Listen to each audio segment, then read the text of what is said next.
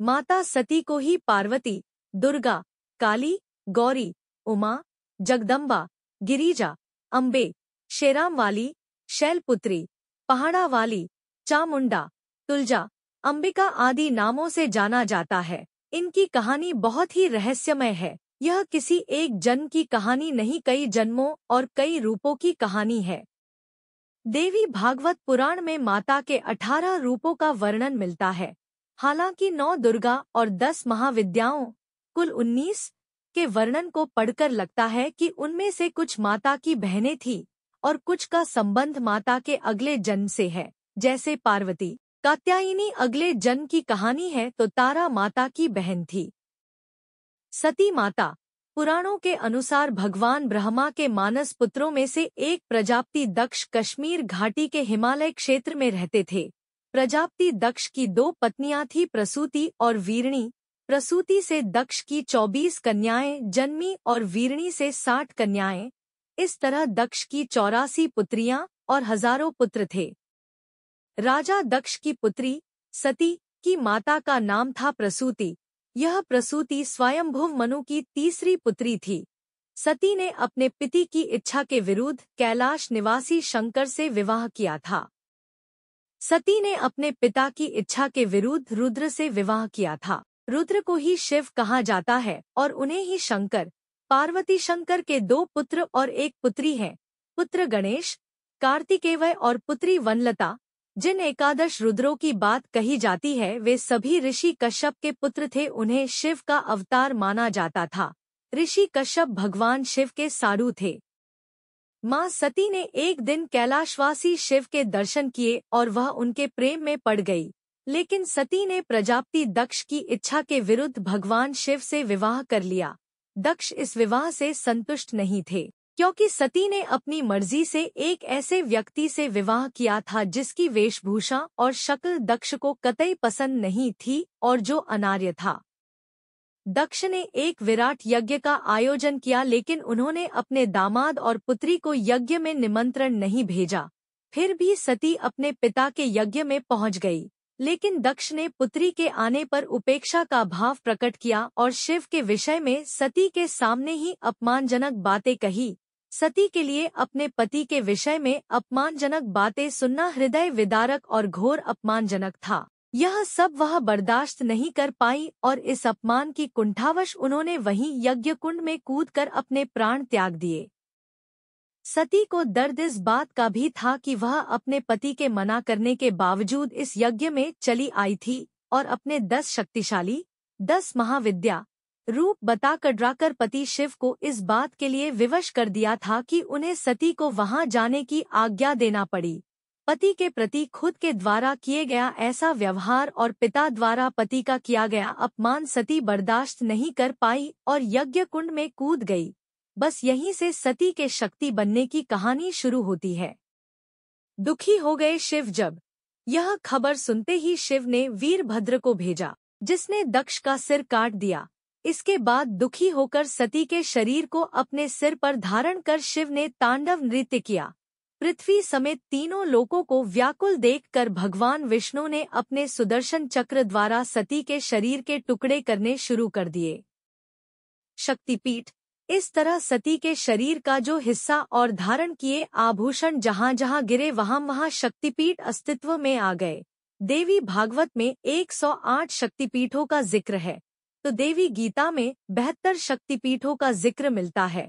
देवी पुराण में 51 शक्तिपीठों की चर्चा की गई है। वर्तमान में भी 51 शक्तिपीठ ही पाए जाते हैं। दक्ष के बाद सती ने हिमालय के राजा हिमवान और रानी मैनावती के यहाँ जन्म लिया। मैनावती और हिमवान को कोई कन्या नहीं थी तो उन्होंने आदिशक्ति की प्रार्थना की। आदिशक्ति माता सती ने उन्हें उनके यहाँ कन्या के रूप में जन्म लेने का वरदान दिया।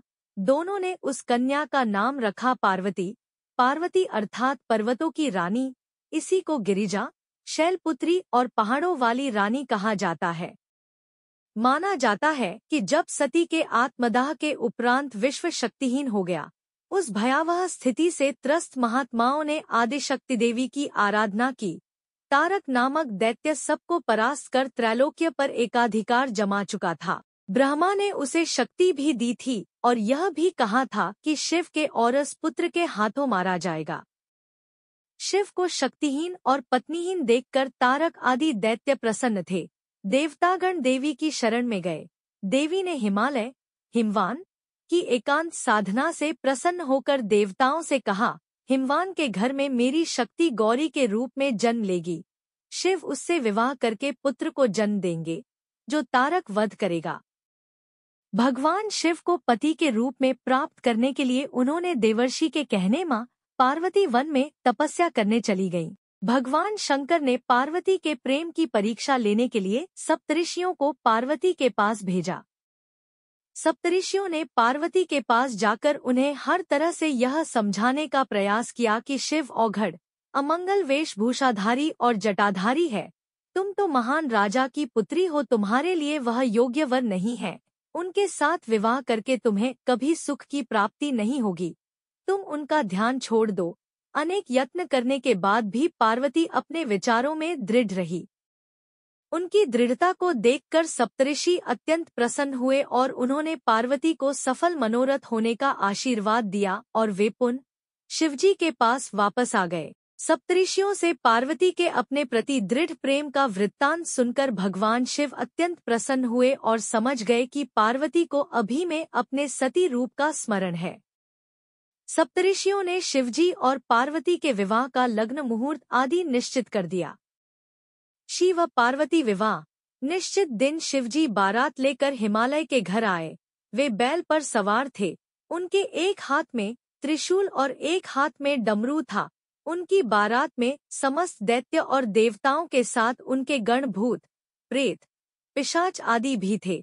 सारे बाराती नाच गा रहे थे। यह बारात अत्यंत ही मनोहारी और विचित्र थी। इस तरह शुभ घड़ी और शुभ मुहूर्त में शिव और पार्वती का विवाह हो गया और पार्वती को साथ लेकर शिवजी अपने धाम कैलाश पर्वत पर चले गए।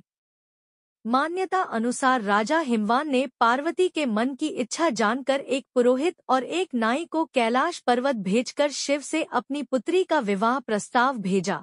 शिव के पास विवाह का प्रस्ताव लेकर पहुंचे पुरोहित और नाई के सामने शिव ने अपनी निर्धनता और साधुता इत्यादि की ओर संकेत करके कहा कि इस विवाह के औचित्य पर पुनः विचार करना चाहिए।